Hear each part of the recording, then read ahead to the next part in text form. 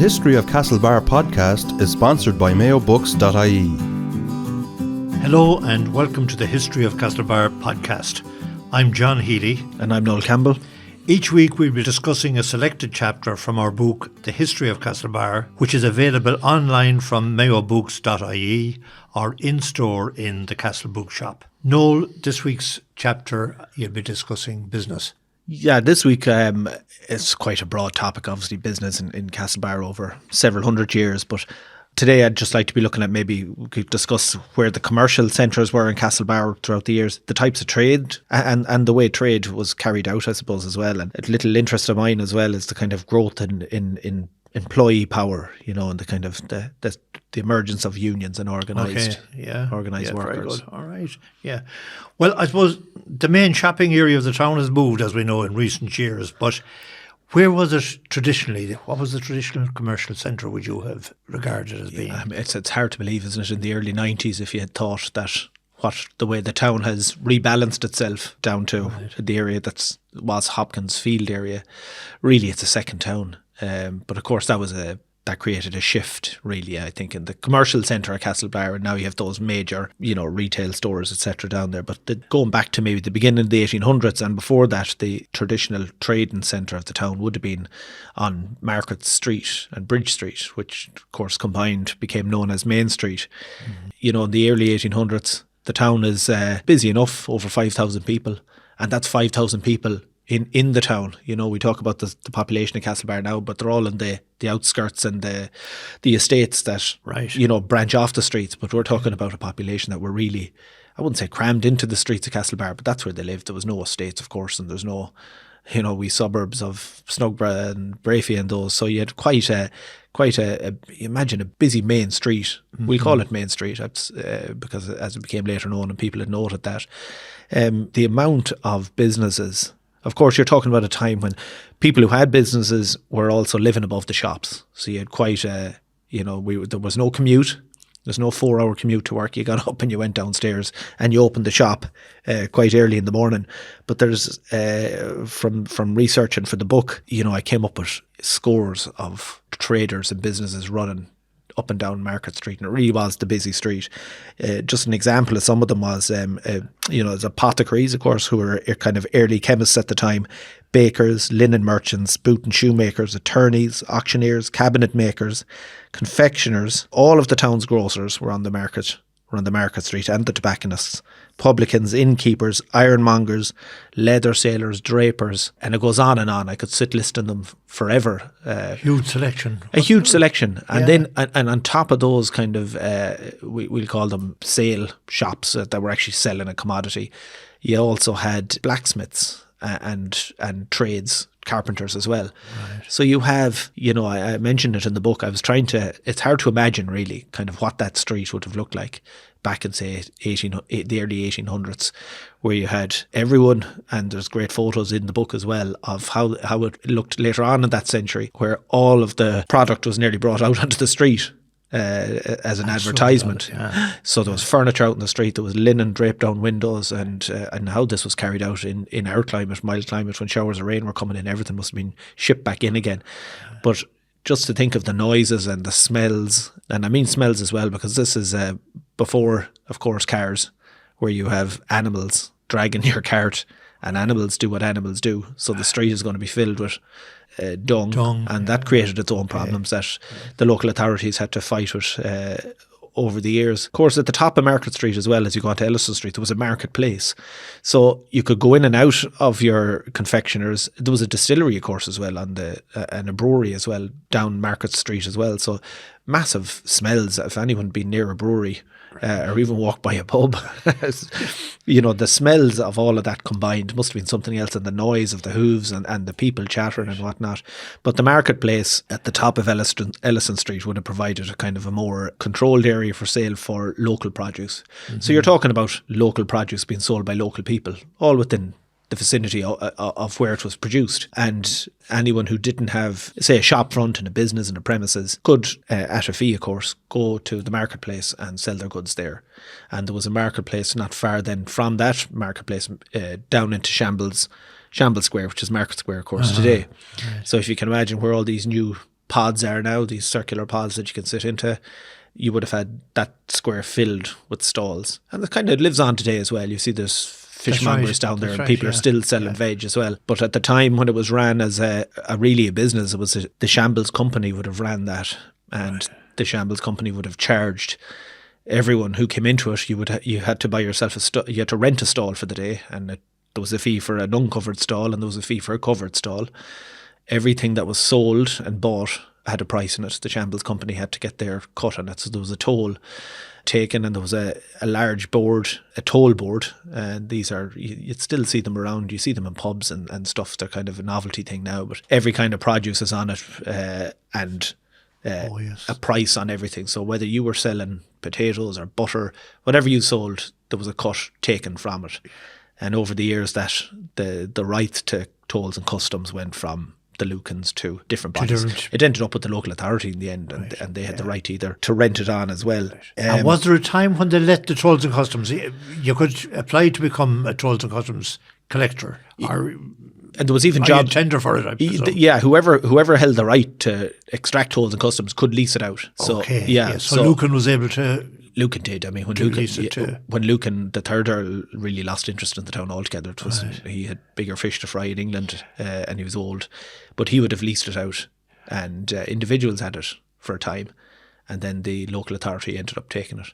So it would have been. It wasn't cheap to get the right to lease it off the Earl, I'm sure, because it was quite a money maker. But I was going to say a good money spinner if you got absolutely. It. And you're thinking at a time when the amount of anything you produce locally was sold locally. You know, if you wanted to move anything out of town, it's not like today. We're talking pre-rail, that's right. Pre motor vehicles.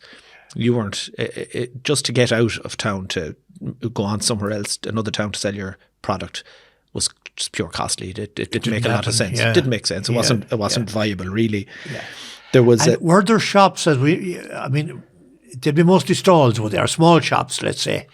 There weren't many big shops. Not in the markets. At that stage, not in the markets. I mean, the market was quite a well-run affair. When we think of the market that was down in Market Square, there was a large crane there at the time. In fact, if another picture in the book shows the wee crane house, I think it is. Correct. So it looks almost like it was a public toilet or something. Right. If somebody's looking at the image, but that's where I understand the crane was. That's correct. And there was a craner who would have got. Everyone was getting a slice of pie out of this. So there was a craner who used to get who'd take a fee for weighing product as well. So anything someone's coming in selling their potatoes, it would be weighed by the craner, and he'd get a little kickback of that. And the man would go off and sell on his stall. He'd go off and sell his potatoes or whatever was being sold. Right. But they had you can imagine it was a crazy busy day, market days. I barely remember I do remember, of course, there was still animals being fairs there outside Mourns and that not, but these were quite large affairs and people were coming into town. People were, you might imagine, trailing their product in 4 or 5 in the morning. They were starting to land in Castlebar for the market day, you know. Right. So and that was causing problems as well. Reports in the papers, people will say bored.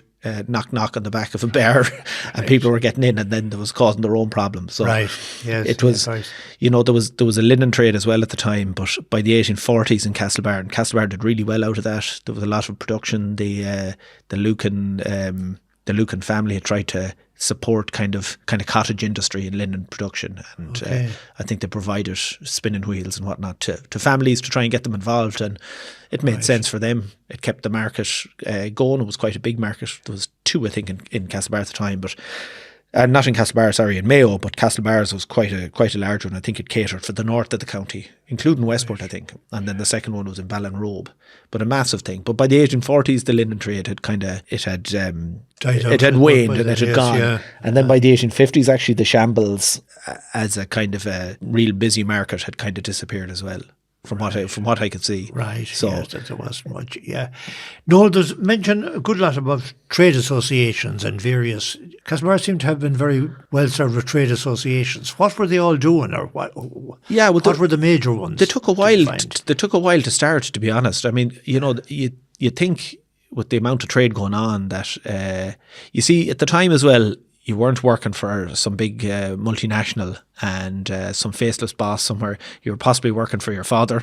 Right. If there was a blacksmith in town, it was Campbell and Son. Right. You're working for the carpenter, your uncle. These are family members, and you were just expected to do your job. But as we know in the late, say, 1800s, this is kind of Europe-wide. It wasn't just an Irish or Castlebar phenomenon, but workers started to kind of look at their lot and think, maybe we are being worked too hard here. Right. Yeah. But as early as the 1840s in Castlebar, the Castlebar Trades Industrial Beneficent Society was set up. And it was more a kind of, it started as not really a tool to, bash the bosses with. It was more kind of fraternal, looking after, actually fraternal, I say, it was open to men and women, workers. All right. And basically it was to look after anyone who fell ill or couldn't work for some reason. You paid your dues and you were entitled, it was nearly like insurance, I suppose, Right. like in health insurance. But it was kind of early signs of workers starting to look after each other and see the benefit of coming together. Okay. It's an interesting time as well, the 1840s in town, because as I said, that the shambles, the linen industry were kind of waning. In 1860s, rail starts coming to town as well.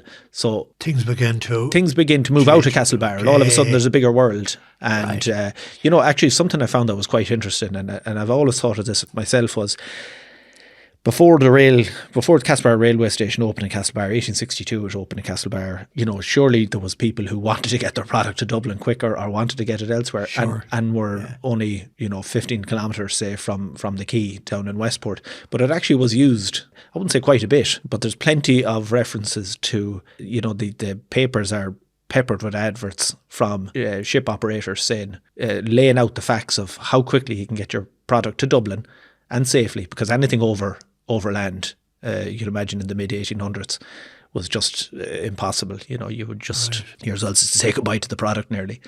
But anything by sea. And would you believe it, from Westport to Dublin would take 5 days. But when you did the maths, it actually made a load of sense to do it that way. Even though it was 5 days, then try and do it overland. Yeah, so it was quite incredible. So yeah, Castlebar would have used Westport, and their access to the sea. It's something that we don't hear a lot about. You don't hear a lot about that, exactly. And that didn't, of course, once the rail came, that was the end of that. You could, the rail was moving through the country quite easily, and not only that, but it could stop. Unlike the ship, it could stop across country and offload and pick up where it wanted to. Okay. But the fraternal organisations, not so much trade unions as we know them now, I suppose. Yeah, it didn't start out like that. It was more kind of nearly like a buddy system. We're looking after each other. And it was kind of unusual. And in the 1840s is quite early. 1848 was the society that set up in Castlebar. But by the 1890s, as we move on through, say, the 19th century, in the 1890s, the Castlebar Trades Union and Labour League set up. And this kind of is in parallel with political unionising as well, where parties are starting to look at employees as an untapped source maybe for votes. But in order to get those votes, you really have to start supporting them against big employers. And this was going on with kind of the Land League, it was all against big graziers. And that's right, yes, of course, they were always a small man. So it was kind of it was the fashion at the time. But the Castlebar Trades Union and Labour League that set up, they were very much more a union, they're looking more like a union than the original. And their pet peeve was unskilled workers working in the town. So of course it was, it's not an uncommon theme even today. Of course. People were taking on carpenters that didn't go through the guilds and didn't get the proper training, and of course they were paying less, but they were quite they were quite militant about it, and they made it clear in the papers that if you're seen to be taking on unskilled workers, we'll pull all our workers off the job, so you won't get anything done unless. Oh, so they could have been quite militant. Oh, absolutely, yeah. And they were stopping projects in the town, and you wouldn't want to be blacklisted. So they were pulling. They were taking their plumbers off. They were taking carpenters off jobs, and they were walking off site. And in a small town like Castlebar, that's fine for the lockout in Dublin in 1913. The big business could deal with it, but not in Castlebar. Yeah, they were quite successful as well. But they were also looking after their trades that were involved in it, and I suppose as a successful business, you need keep your staff happy. Where the blacksmiths and the carpenters and the coopers, these are all still operating. If anyone looks at the census, say in 1901, and you just go through the streets, even just out of interest and leaf through them, the amount of trades that were going on, again, still in the streets, tinsmiths, cart makers, cart painters, stonemasons, wheelwrights, you name it, the whole show, all working 2 steps back from the street. Absolutely. Butchers working beside blacksmiths and health and safety, how do. But of course, in fact, the trades union and the employees were putting forward members then to go for elections, say, to the town commissioners, Castlebar town commissioners, and they were running under a small L, say, Labour. This is before the Labour Party was formed in 1912. But it's quite interesting to see that formation, and all of a sudden they're quite, how do we say, they get a few successes and they're off. Very interesting. Then they go off, of course. Was there an equivalent then with employers, or did that only come with the Chamber of Commerce in the late 1900s, mid 1900s? Did the traders unite together? They did, and actually, in Castlebar in there was an act passed through Westminster, of course, in 1911.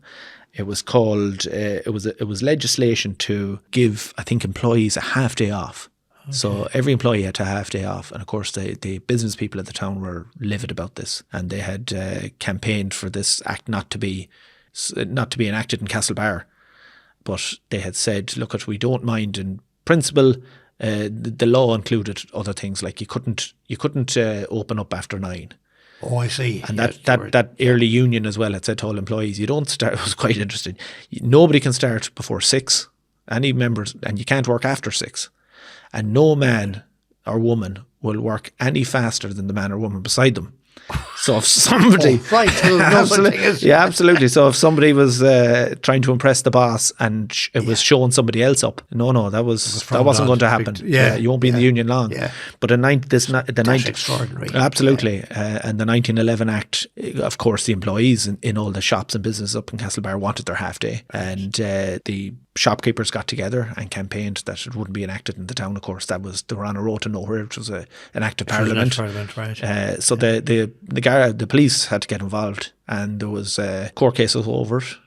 People were charged. Shopkeepers now were charged with not closing for half a day. Absolutely, they were keeping their shops open into the night. Right. But they were standing together on that, and they were quite. They were prosecuted. It was the Shops Act. That was the 1911 Shops Act. Right. But there was a bad feeling between the shopkeepers then in Castlebar and the police, because they were police are doing their job. Of course, they were seen as siding with the employee, of course, which wasn't the case. But and when did the Chambers of Commerce come on, or the Chamber of Commerce come on the scene? And as I recall it, there were certain frictions between the Chamber of Commerce and the Urban Council, who kind of resented the chambers sticking their nose into things. It's hard to believe now when you think of closely they all want to work together. That's right. But when the Chamber of Commerce set up in, I think it was the 50s, if I'm not mistaken. I think it was, yeah. They had the UDC, of course, the Urban District Council here in Castlebar. One of the first things the chambers did was wrote to the UDC, and they said, listen, this is our list of where we think the town is failing. Okay. And there was different, of course, they were pointed to the Fair Green that wasn't being kept, and traffic was an issue. And the town, there's a great piece of dialogue in the papers from the time, and one councillor had told the Chamber of Commerce to mind their own business. And these are the nothing to do with them. These are the businesses in Castlebar told to mind their own business. But they had 1959. That came to me now. 1959, the chamber was formed, and the junior chamber, which was for the younger men of the town, was formed in 1965. And there was a bit of ructions over that as well. Whether the senior chamber, we'll call it, welcomed the junior chamber. Oh, right. So there was a big public display of friendship made between the two, and they both announced that they were going to work in each other's favour. Yeah. But the Chamber actually, it was not an organisation to be ignored. There was a development association in Castlebar as well at the time, and they were working more closely with the UDC and had been for a number of years. That's right. So when the Chamber came about, it sounds extraordinary, but the UDC did not take to them well at all. There was an incident in the 50s when Castle Street, which was two-way at the time, hard to believe, but it was two-way thoroughfare. Two-way traffic. The shopkeepers it was suggested that it was going to be made one-way, which it did inevitably, but the shopkeepers on the street were kind of polled as to see were they in favour of this or not. So I think the majority of them by far said absolutely not, because if you think of it, all traffic from Ballinrobe and Ball area could come down the Mall and down Castle Street, yes. And they'd miss that. It's the same argument we had when the Ring Road came in the 90s. Right. You know, it was who will we bypass and what shops? Right. But the majority of the shops on the street, and there was up on 30 different businesses on the street in Castle Street in 1950, yeah.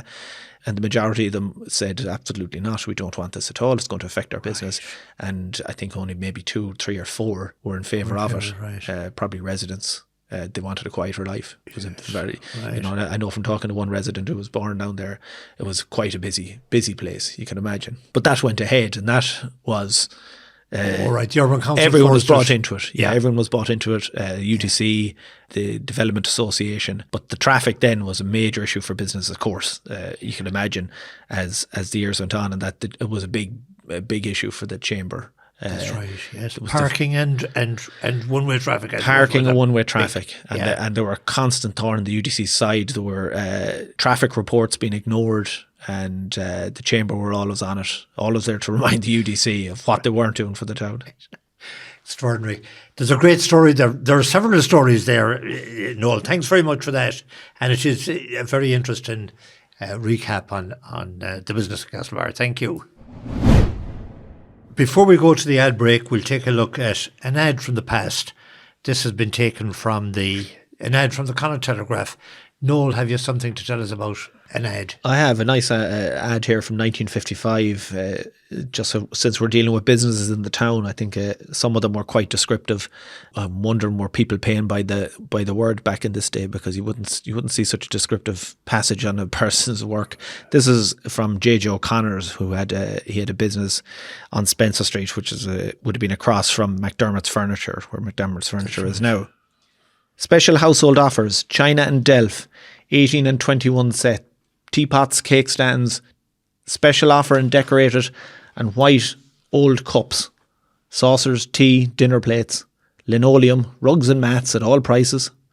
We've a big range of the finest paints, oil varnishes, paste powders, brushes of every description. See our spring selection before purchasing elsewhere. Garden seeds now on sale. J.J. O'Connor, Spencer Street, Castlebar.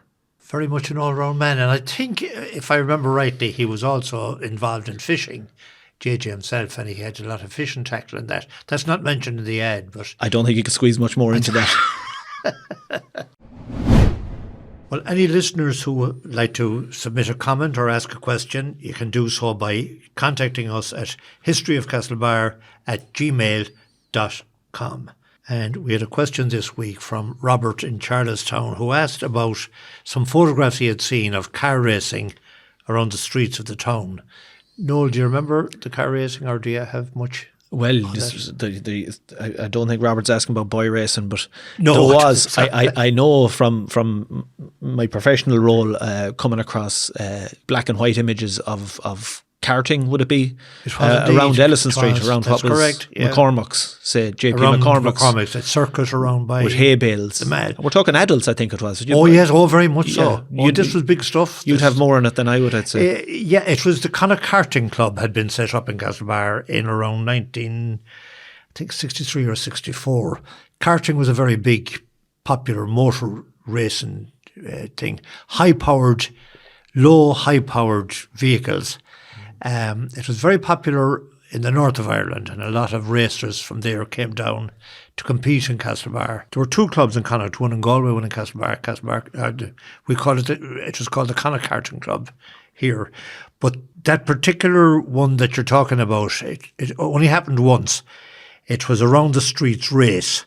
Streets were closed off. Each race was of 20 laps of the circuit.